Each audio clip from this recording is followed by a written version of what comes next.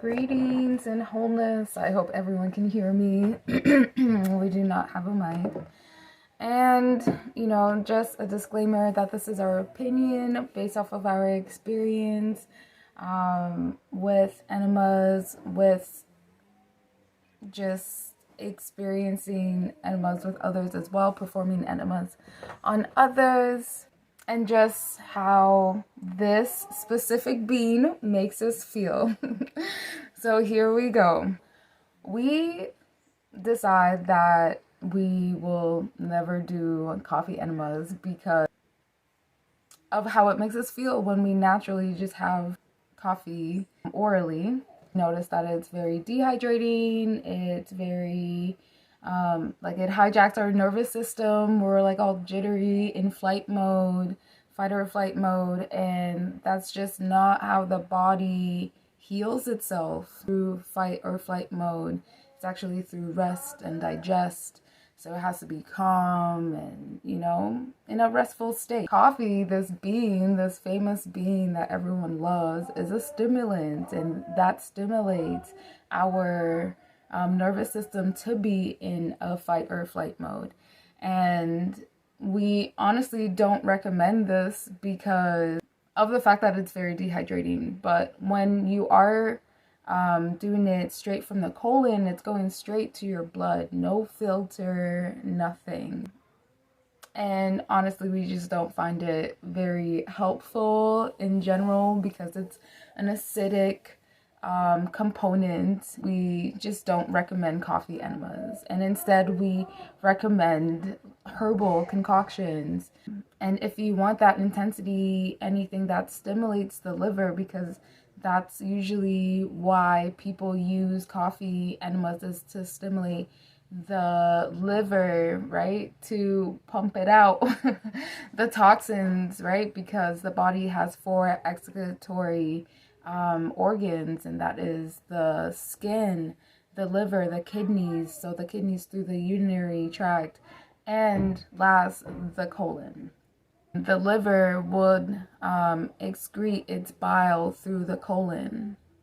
We recommend herbal enemas because it can stimulate and also remedy, these organs without stimulating it like that, like hijacking it, but like in a very calm way, like it's very soothing and nourishing to these organs and to our blood as well. And like, let's say you do black walnut husk, yellow dock, like these dehydrating, like they're black teas, right? So like these dehydrating teas, they just do not give you that effect that coffee would. And we noticed that with coffee enemas and just coffee in general, in order to not feel like the symptoms of coffee, like you have to insulate yourself. So usually you have to eat some food in order for it to not like have you like this, like really anxious. And some people like being in that state of anxiety and fight and flight mode. We won't tell you who. So like that can be very overwhelming to people. If you are not insulated, and you don't want to be insulated when you are cleaning out yourself, like you're trying to clean out that insulation, and insulation is usually toxins. Like bread, meat, and all of that, because they take so long and they ferment and create bacteria and constipation and all of that. And that's just not what one needs in their immune system, which is supposed to be what goes in must come out. And that's how diseases stay, because diseases aren't supposed to stay. Like sugars aren't supposed to stay. All these things aren't supposed to stay in the body. So like we don't want insulators, to stay very long in our bodies. And that's why regardless, a coffee enema will be beneficial because it is getting a sufficient amount of liquids into the colon to excrete out the waste and toxins, right?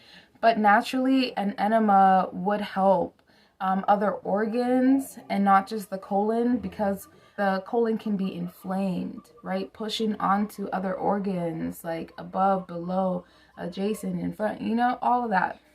It releasing its inflammation would allow other organs to breathe and be like, okay, we can do this now. We can release what we gotta release. Like, we're not all choked up and like, you know. So naturally doing an enema would promote a liver detox, a liver cleanse, because we have personally done enemas and hydrocolonics and experienced bile coming out of our rectum, because out of our liver as well, because of less pressure on that organ would let it be able to release its toxins. We do recommend herbal enemas instead of coffee enemas, right?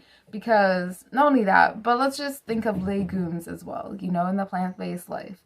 It is still very dehydrating and a stimulant, you know, and usually you would have to maintain it, like kind of like an addiction, maintain it so it doesn't affect you like it did, let's say, in the beginning. You just have to keep eating it, keep drinking it until like it doesn't affect you anymore, because usually, like, you know, you have beans, you're high, you're like, I can do this, I can do anything now. That is a stimulant, and usually with stimulants you usually crash, and that usually makes people feel like really sad, like depressed.